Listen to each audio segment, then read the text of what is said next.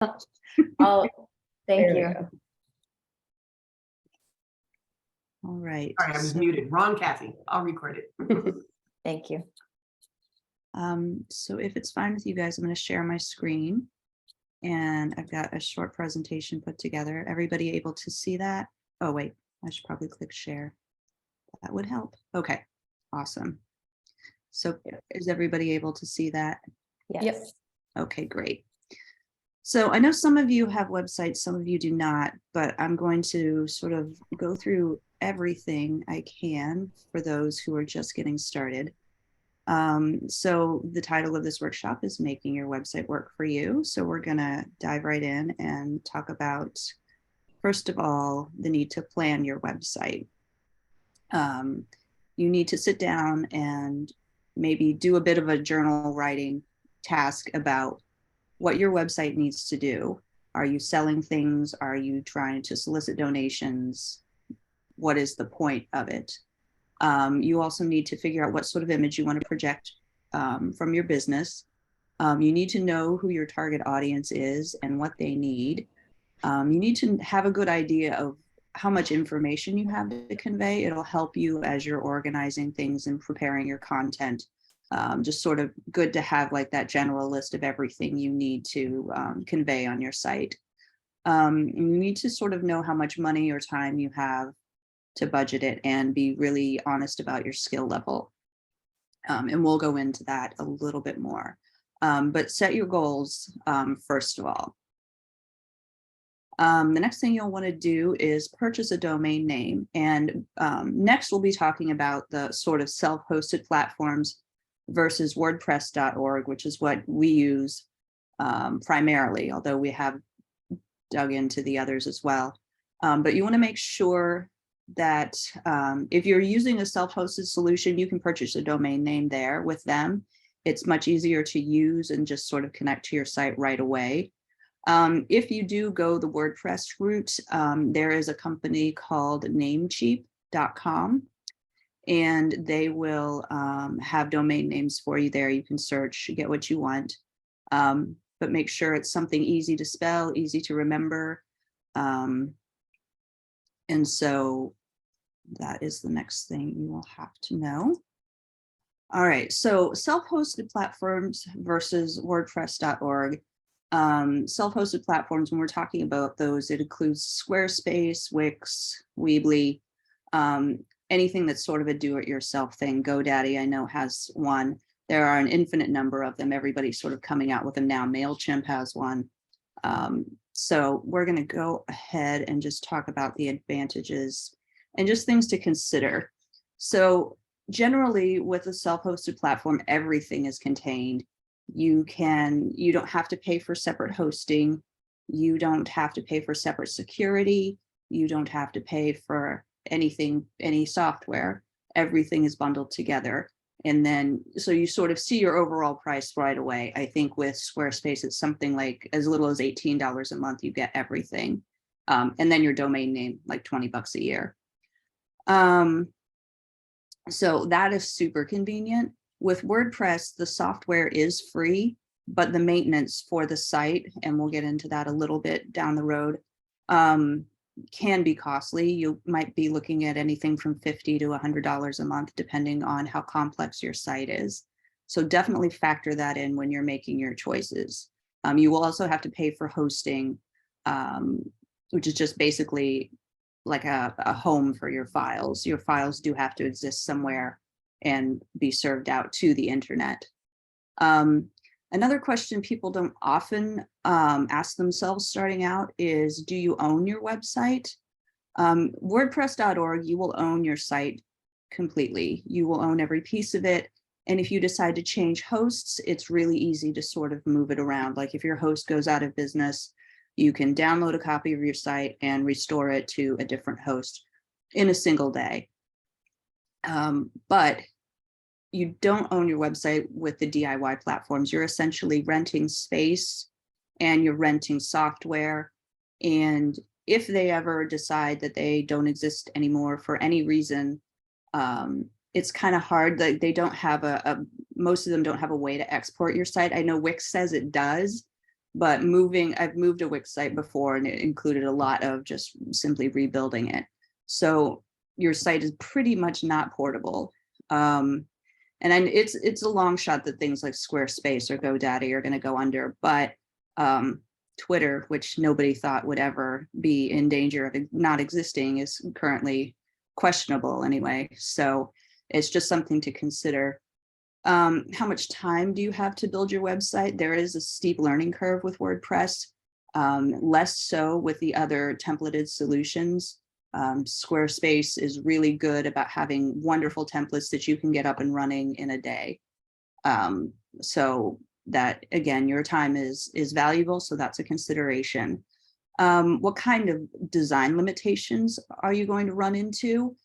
And that varies with the different DIY platforms. I think Squarespace is probably the least limited of all of the DIY platforms.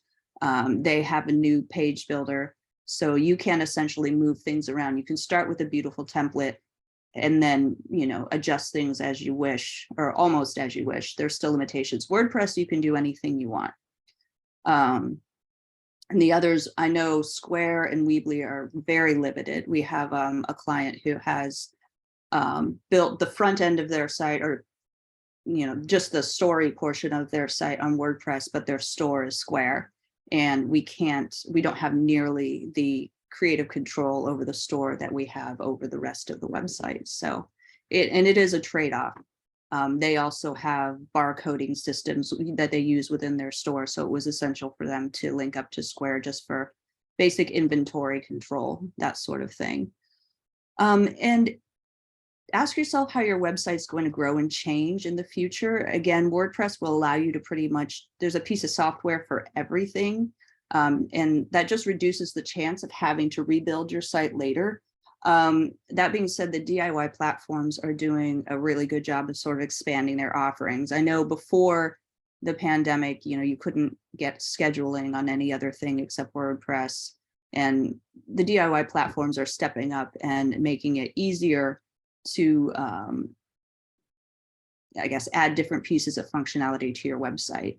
But I would take a look at sort of the current platform and know, like, if you're a restaurant, but you're not yet taking online orders, make sure that your site at some point is going to be extensible enough to allow you to do what you'll need to do. So, and I think I've talked about some of these. I'll run through it very quickly though. The pros of WordPress: your software is free. You own your website. You can pretty much make anything you want. You will likely never have to move your site. And it does have the best tools for search engine optimization, which we'll get into as well. But the pros of self-hosted platforms: you pay one price for everything. They're easier to use, and there are lots of great templated solutions that can help you get online quickly. So next, we're going to go into maybe the basic stages, sort of a high overview of the steps you'll be going through to get your site together. The first thing you will do is gather content. You will need to write your copy or hire a copywriter, get your images prepared, and just sort of gather everything together. The next step is sort of to arrange them into pages and plan your navigation. The next is choosing fonts, colors, layout, that sort of thing. And the very last thing you do is build it. So we'll go into depth of those a little bit more here. So just so you know, and when you're planning your site, text, including your headlines, most pages should be pages that you want to rank on Google, and we'll get into that in depth in a minute, should have at least 350 words on the page. Google can crawl words. Google can't crawl images. There are exceptions, like nobody ranks for a contact page. Obviously, your contact page is what it is, and you don't have to expand upon that. Your homepage also can be something unto itself, because with your homepage, you're usually trying just to rank for your brand name. So you don't have to beat that criteria. But for your about page, for your service pages, you'll want to strive for at least 350 words per page. And you'll want to sort of get your logo prepared, get your photographs optimized, gather your icons, your graphics. just so you can have them all in one place, and it's good to start off with everything there. The next step you'll take is to separate it out into pages. Most websites have a home page, an about page, service page, a blog, which is super important, and a contact page, and a privacy policy, which we can get into a little bit later if anyone has any questions about that. E-commerce sites will typically have a store page, store category pages, individual pages. If it helps you, I know it helps me. I get a bunch of pieces of paper together and draw maps, draw, everything out on paper before I go to put it all into an electronic form. So I don't know if that's helpful for everyone. I come from the era of pen and paper, so that is helpful for me. So after you've done some thinking and you're ready to design, just choose colors and fonts that will express your brand. You'll have your logo as a starting point. Keep in mind the design is, it's the logos, it's the colors, but it's also the layout. It's the path you sort of use to guide your visitors through your website. Most people skim website pages, so make sure you use bullet points, headlines, bold headlines, so people can sort of just skip down to the pieces of your page that they're interested in. Really avoid those big chunks of text. They're not likely to be very often accessed. Make sure your pages are sort of uniform. You've got a standard header, standard footer. The body text needs to be the same size across the board. And know your audience. Most people are very excited when they're first doing their site because they want to show off everything they have. And definitely keep in mind, the site is for your audience. And so you'll want to put the things that they need and they want front and center. All right. And just a few words about a home page. Home pages sort of follow a certain path or a certain layout form. And I am going to pull up a site here for you. Can you guys see that as well? Yes. Okay. So the first thing we're going to talk about is this top bit here. It's really handy to put phone numbers and email addresses up at the top of, and this will appear on top of every page so that you can see when it shrinks down to mobile, it's right at the top. And so you can pull out your phone and just give a quick call. The next thing is logo and menu will always go here. This is what I would refer to as the header. Usually you'll put some kind of product photo if you have a store, and include a headline, a subheadline, and then a call to action. This is insurance, so we don't have a picture of insurance, so we did our best. Under that, you need to include a paragraph or two about who you are and what you do, and sort of get right to the point. What are you going to do for your customers? What are you there to help them with? And so you need to keep that there. And they have a quite involved process and video library. So we've got that down here as well. I'm going to switch to our site for a second here. Actually, so again, they're sort of giving you a jumping off point. Like their larger categories fall under, they divided everything into disability insurance, education, how, why, and what, and learning and knowing. So they've divided all of their content on their site into these three categories. So that's why these are separated in this way, and you can learn more about each of those. So every section sort of brings you to a key place on the site. And this is a little bit more of that. The next thing you want to do is sort of let people know you can do what you say you do and that people like what you're doing by providing social proof. So testimonials are a great thing to put here. If you're an artist, portfolio is a great thing to put here. If you're a shop, I wanted to show you our site only because you can put some products there.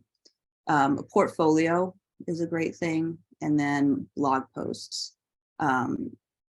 we'll talk a little bit more about blogs when we get to the search engine optimization piece of planning your site. But it's important to have a blog. Content is king. The more content you have, the more opportunity you have to rank. And so putting a section on your homepage where people can jump right over to your blog is always a good idea. And then go back over here. You want to make some kind of final call to action at the bottom of the page, encouraging people to buy or to fill out a form or join your mailing list or give you a call and reach out and contact you. And then in the bottom, you have, again, your contact information repeated in your footer.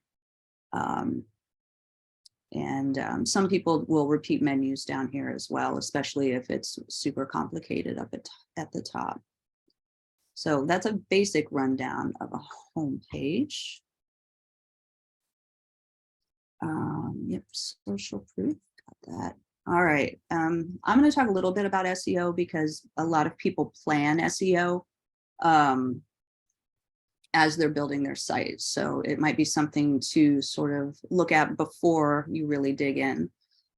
So first of all, what is SEO?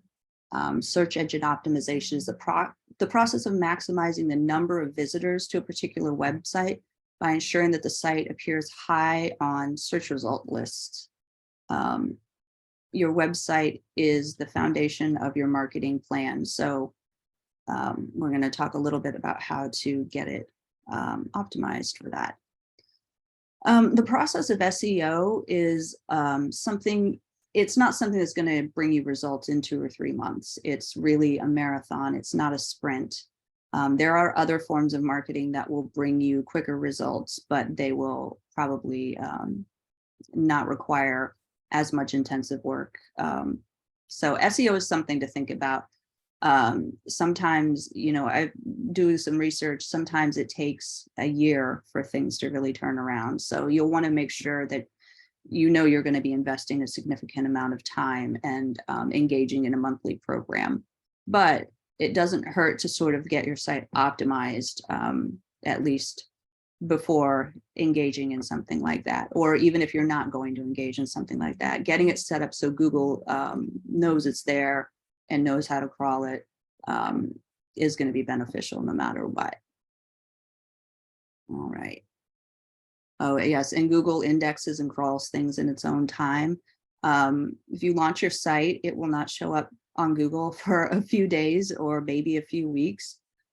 People sort of have called me right after launch and asked why they can't see their site on Google. And well, you have to tell it it's there. It needs to say, oh, okay, you're in line. And then it needs to say, all right, now I'm ready to take a look at your site.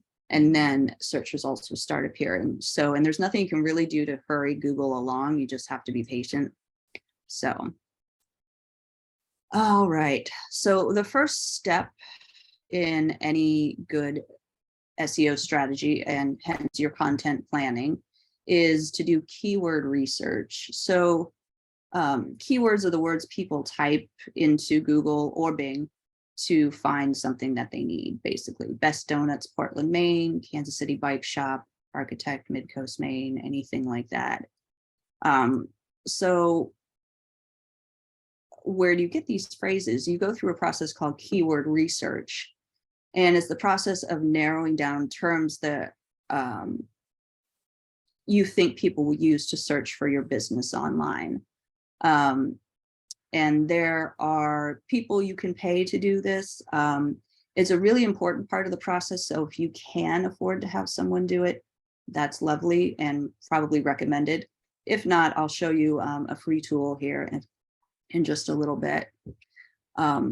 But in keyword research, what happens is you take a term and you will look it up and you will understand how many times it's actually searched for. So you don't want to try to be ranking for a term that nobody's looking for. It's sort of a waste of your time. You also want to see how competitive that term is, how hard it is for you to rank organically, which just means without paid ads. And you also want to see what kind of competition you have from paid ads as well. And we can take a little take a little look at this over here. All right. So when we start talking about search results, I just wanted to show you guys sort of how things appear and in what order. So Invisalign Maine is just my keyword search term. That's what I typed in. You'll see all the paid ads come up top. No matter how great your organic campaign is, your ads will always come up top. They're paid. You can't sort of leapfrog them in any way. So ads are always up top. Places, it's a great thing. And I think you guys may have touched on this a little bit in your previous webinar about claiming your Google My Business listing. This is where those results come from. And it's easy to figure out usually if your business listing has been claimed or not. We have a client who I just suggested they claim theirs the other day because when I Googled them, this nice listing came up, but then it also says suggest and edit, do you own this business, which means it's not been claimed yet. They need to claim it so they can have a say. Anytime. What's that?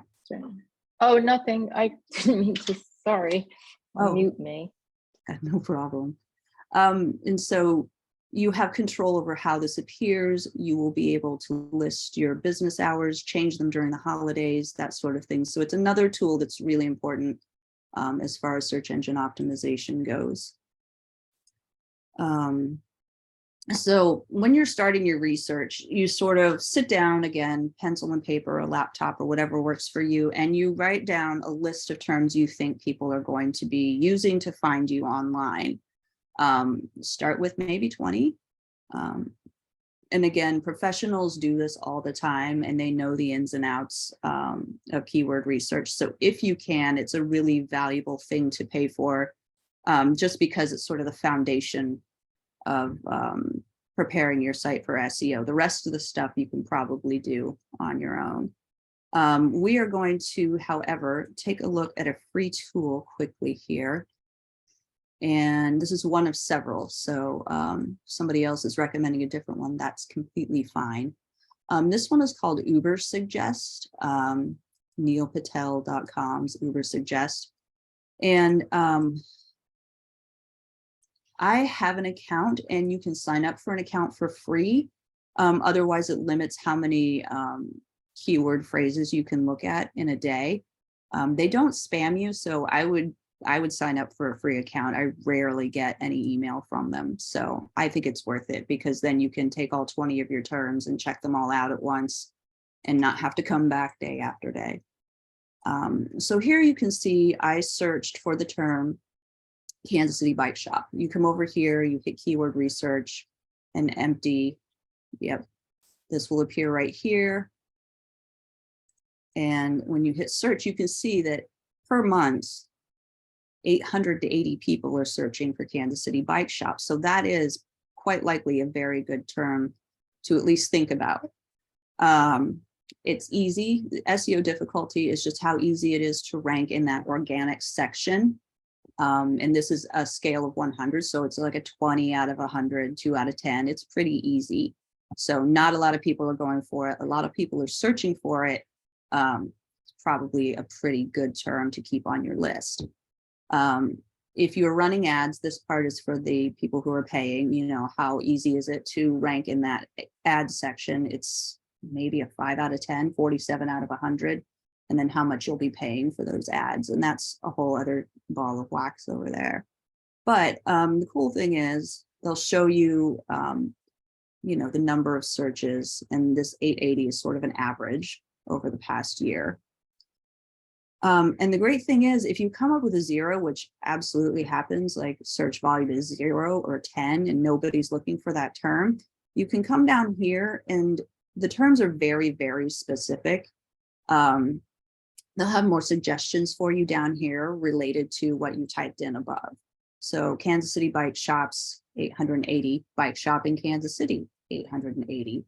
And you'll get the same information just in a condensed form down here.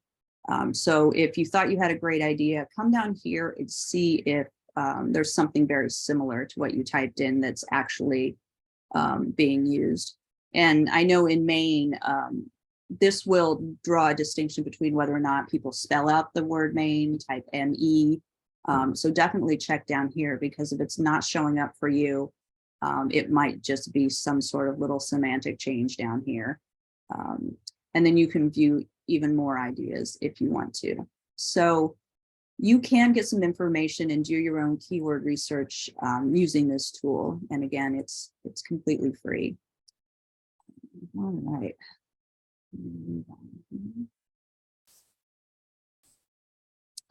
Okay, so you've gone through the whole process and you have this great list of keywords. Say you've got like 10 to 15. That's fantastic. So what you'll do is pair up a keyword phrase with a page, 1 page per keyword phrase.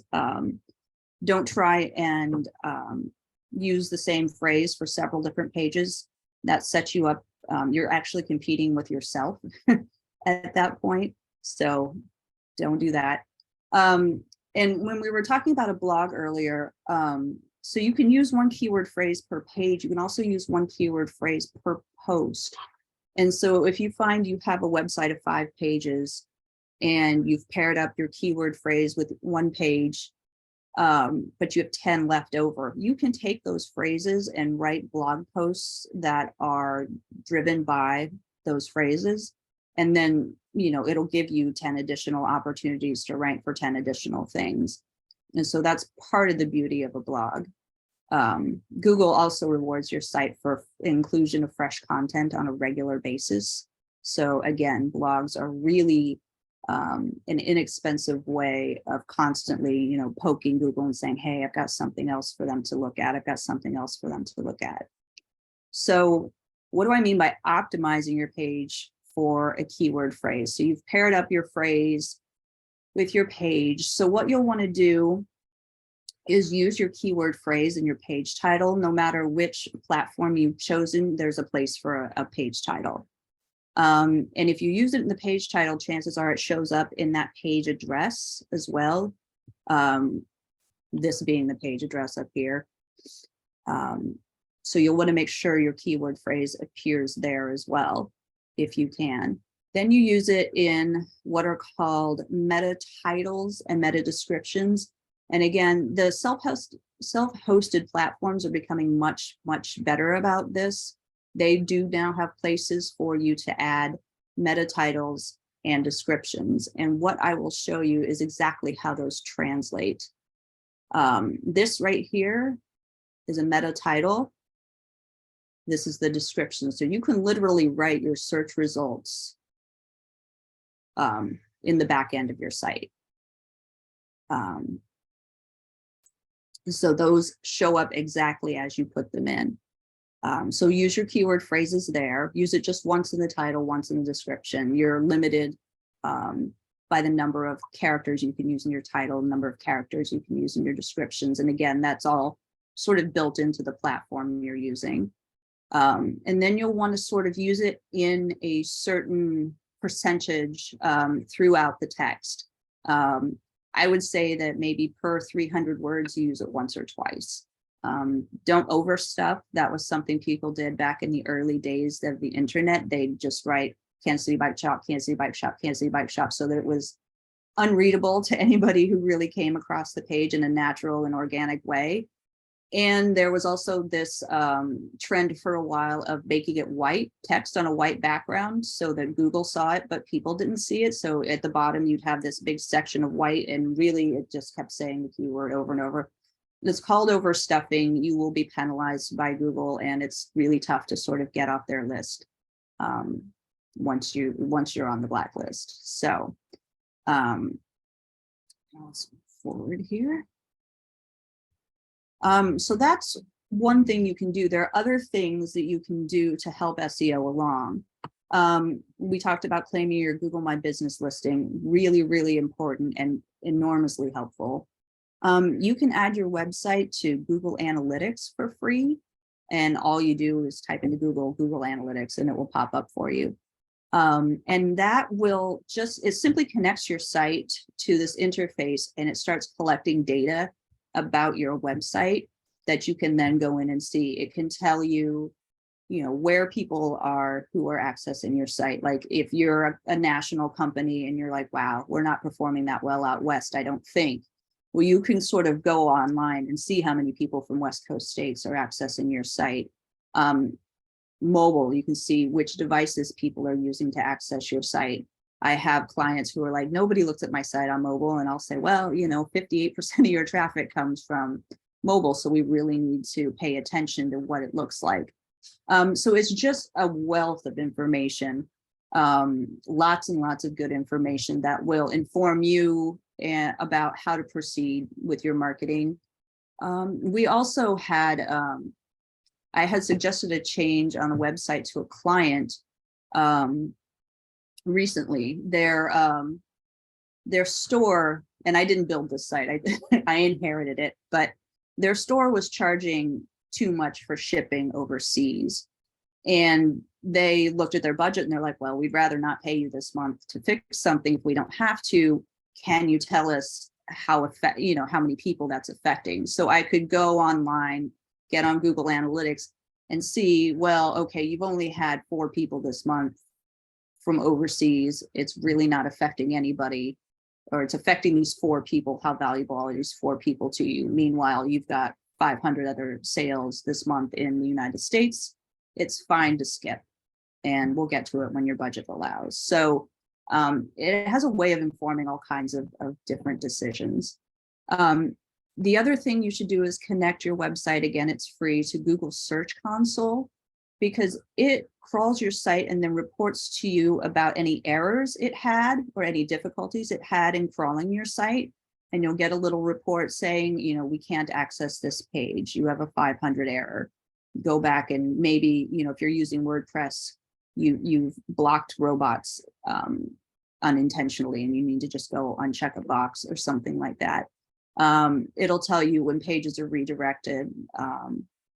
It's just a really good tool to let you know how much of your site is accessible to Google and to make sure it sees it and is crawling it. Another important thing you do when you first get onto Google Search Console is submit a sitemap. And I can talk about that at any point too.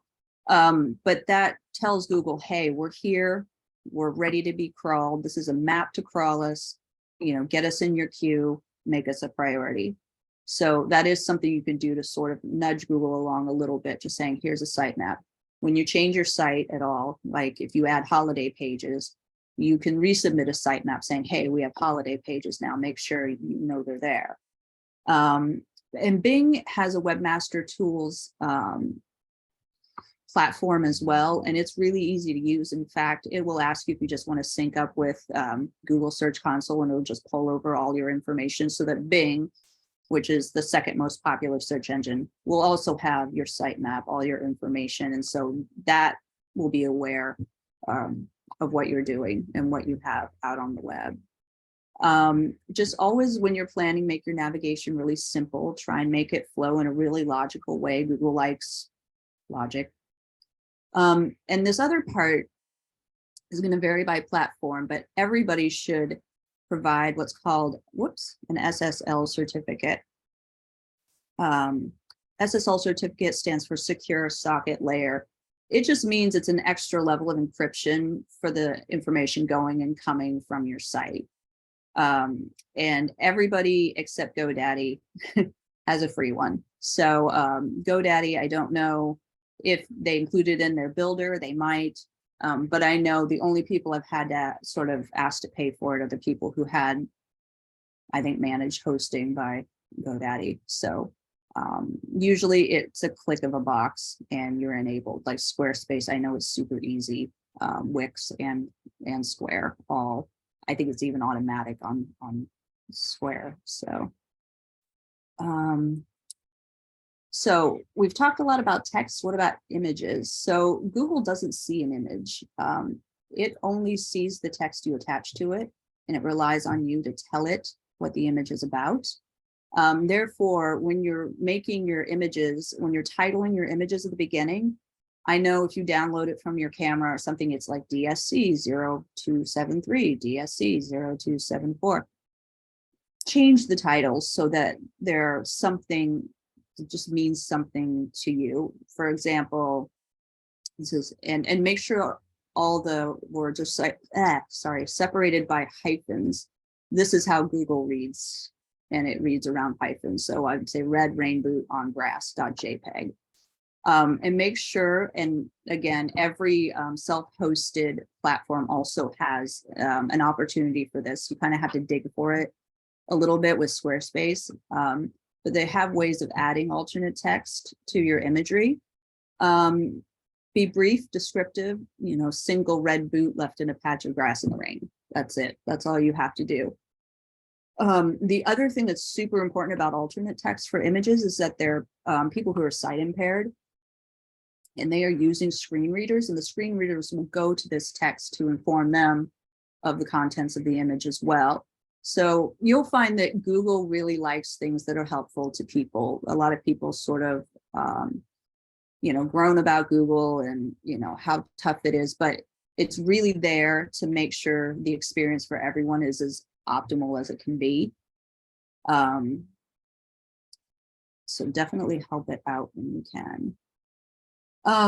Large images cause your website pages to load slowly. It takes a long time to sort of get them in there, and page loading speed is a factor with Google. So make sure your images are optimized. And what that means is there are some free image editing software. I don't know what comes with Windows or Mac. I use Photoshop, but that's because I have to. Everything should be like at the size you want to use it. Like if you want a half a screen, an image to cover maybe half the screen, make it 800 pixels wide, and let the height be whatever you want it to be, and then 72 dots per inch or pixels per inch is the proper resolution. Anything less than that and your images will start to appear fuzzy and less crisp, and therefore less professional looking. So our workflow, since we have Photoshop, is we run it through Photoshop and make sure it's resized, and then we bring it to this. And again, this is a free service called tinypng.com, and we bring it in here just to further optimize it. And again, optimization is you're getting the file size as small as you can without sacrificing image quality. So I'm going to go ahead and just show you how it works quickly. You'll pardon me because I'm using a picture of my daughter and her friends. Literally, you can take up to 20 images at a time and just drop them on here. They will all compress, and then you'll have an opportunity to download them separately or all together. And so you'll see, even though, I took an image, put it into Photoshop, made sure it was the right size, the right resolution, it was still able to compress it to 2/3 of the size that it originally was. And now, instead of my image being 55 kilobytes, it's 32. So again, this is a free tool, and you can use this with whatever kind of files you get from your cameras or however you get your images. Maybe.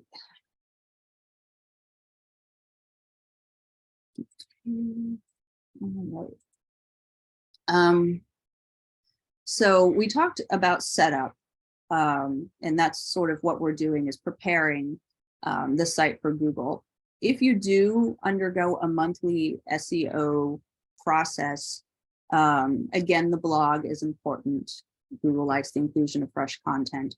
And the people you're working with will definitely have you doing at least one blog post a month, if not more. And obtaining what are called backlinks. You want lots of people to link back to your site. And the more people who do that in your industry, the more an authority you appear to be in Google's eyes. There is such a thing called as domain authority. It's a real thing. So if you're, maybe have somebody doing a guest blog post on your site, definitely link out to their site to pull people in, but also ask them to link to your site. Just definitely trade links. And people who do SEO have lots and lots of other strategies for getting more and more links back to your site, but just in a simple way. That's something you can do to sort of help. And in the end, you'll want to refer back to Google Analytics again, just because that'll help you inform a lot of your decisions. It's hard data that you can use to really understand how your website is working for people.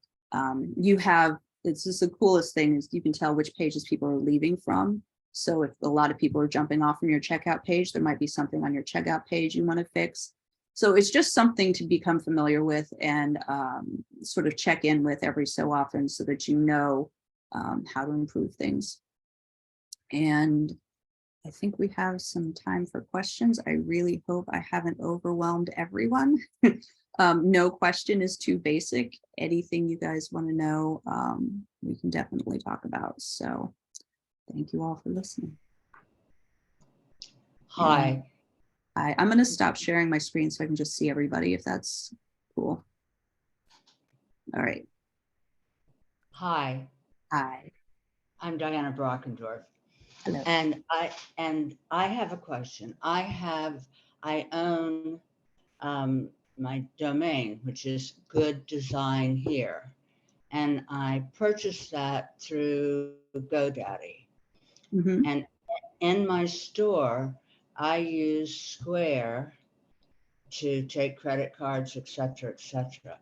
And what I want to do with my quote unquote online store, I'll probably go through Square. It's simpler. So can I just transfer my domain name there? Yeah, you actually can keep your domain name with GoDaddy. And there is a place on Square where you can enter your domain name. It'll ask you if you already have one. So as you set up the store, that's part of the setup process. It'll ask you if you already have one, and you can say yes. And then it will take you through the process of connecting it to GoDaddy. Yeah, you don't always have to have your domain name. You can have it purchase it one place and then use it another place. It's just a matter of telling it where to look. And so Square should allow for that as you go through setup process for that. Thank you. Sure.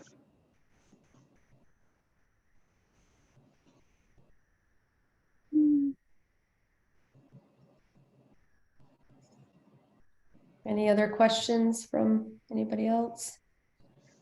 Kathy, I had a question for you. Sure. With the tool that you showed us to compress images, will that work with the live images that come off of iPhones as well? It works Oh. with any image that has an extension of JPEG, I believe, comes off your phone, or PNG comes off your phone. So any image, yeah, definitely from your phone. Lots and lots of, it's a very common way to get things online is through your Yeah. phones. It's great. Yeah, I like, it'll make you sort of refresh the page if you've done more than 20 images, but it's still free. You can just keep doing that all day. So. Cool. Yeah, that's great. That's a tool I'll definitely start using today. I did not know about that. So I always try and compress them in Photoshop or even Canva. And it's just such a frustrating process. So that's great. Thank you. I've decided, like, I know people know how to do it all in Photoshop, but it's just easier for me to just set the size in Photoshop and then drag it in here. And so, yeah, when we get page speed reports now, I notice that image size is not a factor. So just check that off the list. So, yeah, and there are also, oh, sorry, go ahead. Sorry, no, this is Diana again. Hi. This perhaps is a little off topic, Sure. but I use Constant Contact, Mhm. and I have a very large mailing list of clients. Good. And is there a way that I can incorporate that with my online store, etc.? Yes. So I would first of all make sure on your site you have a place where people can continue adding themselves to your already big list. So definitely have a subscription module here. We usually put it in the footer, so it's at the bottom of every page. And just let people know that they're welcome to sign up. Sometimes people put an incentive in, like, if you sign up today, you'll get a 10% coupon off, this section of the store, or whatever you feel like offering. And then Constant Contact will have things that you can connect to get more data about your store items, I believe. I know MailChimp does, and I'm pretty sure Constant Contact does as well. I haven't been in the back end of Constant Contact in a while, but I know, again, things are evolving to the point where you can definitely connect. I think you can even connect it so that people get emails sort of saying, hey, you've got something left in your cart you didn't check out. Do you want to go back? Do you want to, So I don't know, again, specifically what Constant Contact does, but I know that everybody's sort of trending in that direction. So I would definitely, if you have a Constant Contact rep, it's a great question for them, and they can walk you through that as well. And MailChimp won't walk you through anything, but they do stuff like that as well. Like if you're on WordPress, definitely search for MailChimp plugins and just take a look at what they can do, or search for Constant Contact plugins and see what they can do. And even in like Squarespace or Wix, if you see that they have different pieces of software you can add, go in there and see what they have for Constant Contact. They usually have some good ways of connecting things for you. So it's everything's talking to everything else. Okay, thanks so much. Cool.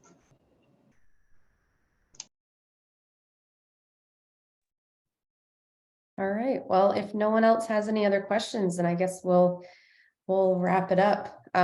Thank you, Kathy. That was wonderful. That was a lot of great information. And like I said, I know I already will walk away with something I can use today. So hopefully everyone took some great notes. And since we recorded it, I will be sending it out later this afternoon. So if you want to go back and watch parts or all of it, you can do so. And people that I know, we had a few people sign up that looks like they couldn't make it after all. So that way they can still see all the great stuff you shared. So. And definitely let me know if there are common questions that keep popping up. I'll be happy to sort of shoot you guys an email and answer some of those. So I know it was a lot, so. That's great. I mean, yeah, Great info. it's a heavy subject. So yeah, you made it all really digestible. So thank you. And our next one will probably be, we haven't picked a date yet, just because, this time of year is just kind of nuts for that, but probably later in January, we'll have our next one. And I think it's going to be social media. Is that right, Molly? That's the plan. Great. So we will send out more information via email and social media when we have more info on that. So stay tuned. But in the meantime, thank you so much, everyone, for coming. And thank you, Kathy, for your time and for such a great presentation. We really appreciate it. Sure. Well, thank you guys. Thank you. Thank you.